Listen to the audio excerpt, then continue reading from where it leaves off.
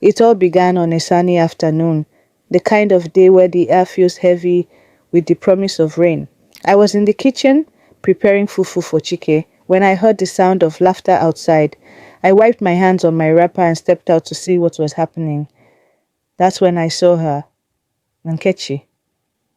She was standing in the middle of the compound, her hips swaying gently as she laughed at something Chike had said. Her wrapper clung to her curves like a second skin, the fabric hugging her full hips and accentuating her small waist. Her blouse was just tight enough to highlight her voluptuous chest, and her long braids cascaded down her back like a waterfall. She was beautiful. There was no denying that. But there was something about the way Chike looked at her that made my stomach twist. I pushed the feeling aside and welcomed her with a smile. After all, she was just here to help on the farm. Or so I thought. At first, everything seemed normal. Nkechi was hardworking and cheerful, always singing as she worked in the fields, but I began to notice little things. The way Chike would linger near her, the way his eyes would follow her as she moved. One evening, as we sat down to eat, I asked him about her. "She's a good worker?" he said, his voice casual. But there was something in his tone that made me uneasy. I tried to push the thought away, but it lingered in the back of my mind like a shadow. One night, I woke up to find Chike's side of the bed empty. I sat up, my heart pounding, and listened for any sound. That's when I heard it. The faint murmur of voices coming from outside. I crept to the window and peered out. There they were, standing beneath the mango tree, their bodies close together. Chike's hand was on her waist, and she was laughing softly, her full lips curving into a smile. Her curves were even more pronounced in the moonlight, her hips and chest drawing his gaze like a magnet. I felt like I had been punched in the stomach. I wanted to scream, to run outside and confront them, but I couldn't move.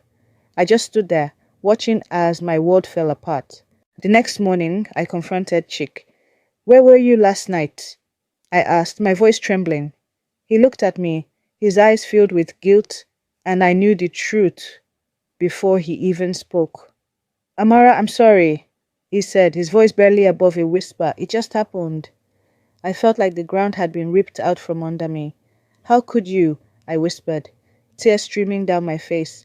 He reached for me, but I stepped back. "Don't touch me," I said, my voice cold. "You've made your choice." A few weeks later, Nkechi came to me with the news. "I'm pregnant," she said, her voice soft but confident. I felt like the air had been sucked out of the room. "Is it Chike's?" I asked, though I already knew the answer.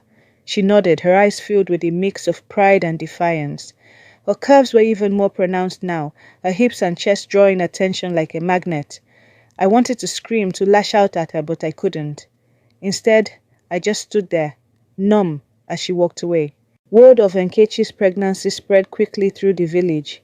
I could feel the eyes of the women on me as I walked to the market, their whispers following me like a shadow.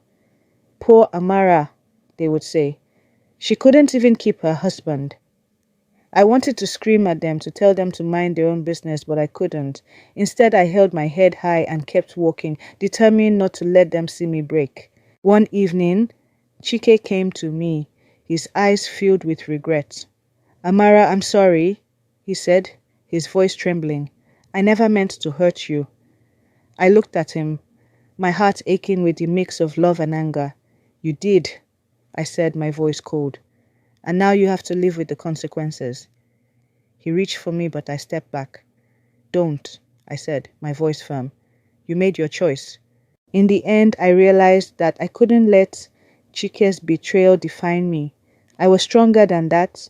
I began to focus on myself, on my own happiness. I started a small business selling my handmade crafts, and it gave me a sense of purpose. I still thought about Chike and Nkechi, about the life they were building together, but it didn't hurt as much anymore. I had found my own path, and I was determined to walk it with my head held high. One day, as I was walking to the market, I saw Chike and Nkechi together. They were laughing, their hands intertwined, and for a moment I felt a pang of sadness. But then I remembered how far I had come, how much I had grown. I smiled softly and kept walking, knowing that I had found my own happiness. And in the end, that was all that mattered.